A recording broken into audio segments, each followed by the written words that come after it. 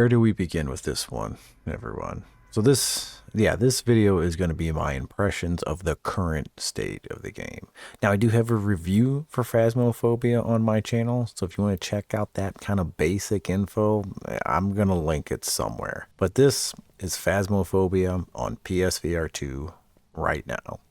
And it does pain me to say that it's rough. And I am a huge Phasmophobia fan. It's been my most played VR game for the past 2 years. Now, I do want to take a moment to thank Kinetic Games for providing me with a key so I can give you these impressions. But again, this is rough, and PSVR2 fans deserved better. Where do we begin? Well, for starters, when you launch the game, you can't get past the seizure warning screen on PSVR2. I was, however, able to get past it when launching the game on just my PS5, and it kind of seems like a one-time issue, but it's a frustrating, not good, but telling start. The next thing I noticed was the visual downgrade.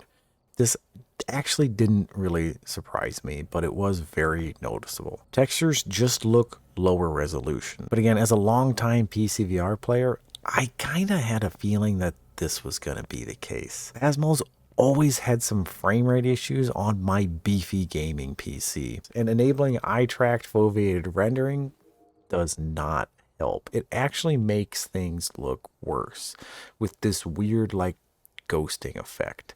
It almost makes me wonder if this was all the Unity problems visualized that other devs have, but they just didn't do anything about it.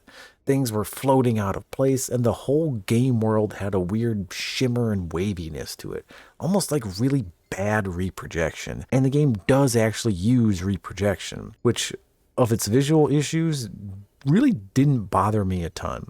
Phasmo is not a very fast-paced game. A lot of the times you're just kind of standing still, waiting for something to happen or listening for something to happen. So again, the reprojection issue, it's not huge, but it is there. It did make it a little bit harder to read the thermometer and the journal at times, and sometimes the text. But again, reprojection is probably the least of this game's problems. Right now, there's a huge bug of not being able to turn and move at the same time. And it's really damn annoying, and it's very noticeable, especially when using smooth turning, which is my preferred control method. I mean, we're getting chased by a ghost, you gotta do some zigging and zagging. I mean, come on, locomotion has been figured out forever. And I just kind of had to sort of roll my eyes at this one, because when I went in to test it out on PSVR, that bug actually made its way to that version as well. And that is just kind of the Phasmo update experience. Whenever a big update drops, I get a little nervous, actually, because I just know that something else is kind of going to break somewhere. Usually those egregious things get fixed pretty quickly, so I don't think this will be a long-term issue, but it's very obvious that there's a problem with Phasmo's playtesting philosophy and update testing philosophy, especially when it comes to VR. I'm not really convinced they test their VR updates really at all, but damn it, I still do love this game, and it just, God, it's painful. It's painful for me to make this video about Phasmo, but let's move on. We knew that PSVR2 players wouldn't be able to use their voice to work the spirit box and other objects like the Ouija board.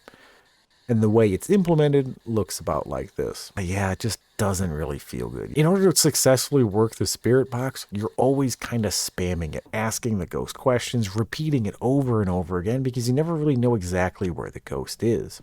And especially with this crappy tier 1 box that you see here, you have to be pretty much right on top of the ghost for it to work. And this menu where you just kind of click these responses, it doesn't really feel good. As a pro, I know it's working, but to new players, they might think that it doesn't really do anything at all. You kind of see that the text gets selected, but then nothing happens. You're supposed to see a little red light or some kind of confirmation appear on the spirit box itself, and it's kind of hard to see in the headset because, again, it just doesn't look all that great visually. And it's just a huge disconnect between just using your voice and kind of pressing this button. Definitely a letdown. I knew it was going to be a letdown. It feels like it's more of a letdown than what I was expecting. However, the biggest problem that I have with the game right now is just how freaking bright it is. I mean, I was shocked. I mean, utterly shocked at how easy I could see the house without a flashlight at all. It honestly kills the whole experience and vibe of the game for me. And this isn't like an OLED colors or PSVR2 has better blacks type of thing. It just doesn't look good. It's too bright. The game is significantly brighter. I could see through all of Tanglewood without even needing to use the crappy tier 1 flashlight. Normally I'm bitching about how terrible this flashlight is and I can't seem to get around, but you don't even need it. I mean, look at the comparison. I jumped into the PCVR version of the exact same level. It's a whole different damn game. What the hell were they thinking? Did they even test it? Now, I think most of these issues could be fixed and fixed quickly. I've seen the devs pump out some quick fixes and patches after big updates at pretty impressive speeds. All they really need to do is fix the movement and darken down the game again to kind of return it to that horror vibe. And once that happens, I think a lot of people will enjoy this game, especially in VR. And one other thing to note is they didn't really seem to utilize any of the unique haptics that the PSVR2 offers. I sat there and I waited for Ghost to grab me, and I never felt the headset vibrate. I don't think this is really a game that you're going to use haptic triggers on. However, they really could have put more effort into the headset haptics of this game. Maybe a ghost gets close and you kind of feel it in the headset, or maybe when there's a ghost event and it breathes on you, the headset shakes. I mean, those are just obvious opportunities to make this a really cool experience, and they're not there. And that is really, really baffling to me. I think really the only reason why it's like this is they were just clearly more focused on releasing the game for flat screen consoles as opposed to VR. So if you did already buy this game, I don't think you're going to get abandoned here. I'm sure they'll get this stuff ironed out. For everyone else though, I would say wait. They need to fix it first. And I'll keep you up to date on that. Let me test it out for you. And I'll give you the all clear when it's in better shape. Because I do love this damn game. And I'm going to keep playing the hell out of it. Because I know at some point it will get fixed. There's a bunch of really good shit to play in VR right now.